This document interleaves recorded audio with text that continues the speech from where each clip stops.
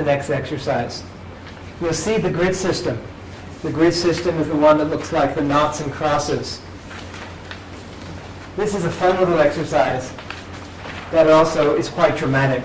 How often when you speak do you get confused about where you place your body and how you tell your stories? Sooner or later, we're all going to be talking about the past, present, and the future. It's going to come up sooner or later.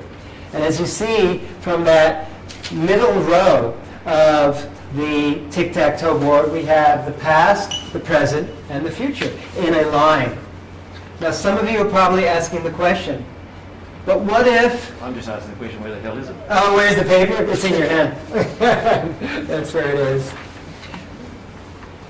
In the English language, what happens? When we write in the English language, we're writing from the left to the right. So therefore, we are programmed in our thinking, in our psyche, to consider, at least when we're writing, and through movement itself, that movement towards the is moving towards the...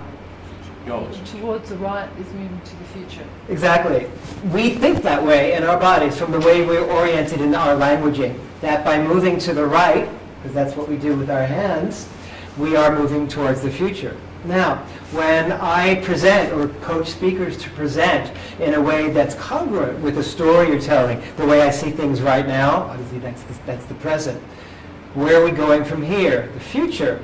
Now, the future, according to how I feel most comfortable, is moving to the right, from my point of view. Yet some speakers prefer, you know what I'm going to say, presenting their message from the audience's point of view.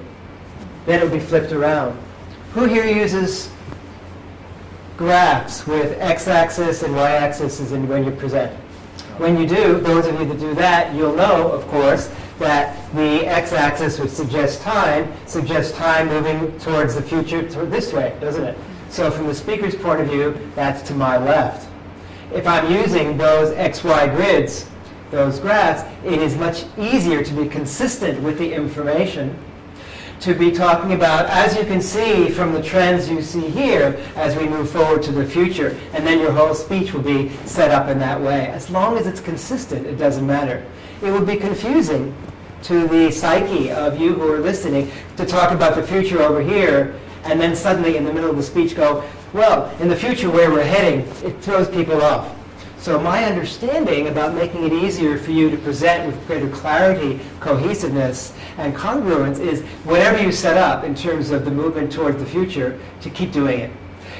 Some people like to move forward to the future because, look, our knees are oriented that way, our bodies seem to be oriented that way, the future looks in front of me if I'm going in that direction.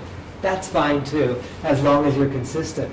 So I've set up this graph in such a way that you can see these different distinctions. Now there's a few more distinctions. What's in the front middle row? The word is confide, right? What happens when I say the words?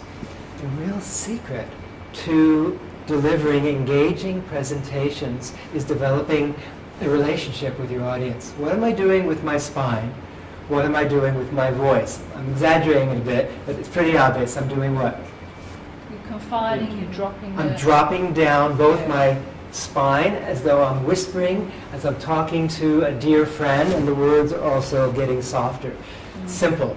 Yet we all do this and often don't think about it. I've mapped this out for you so it's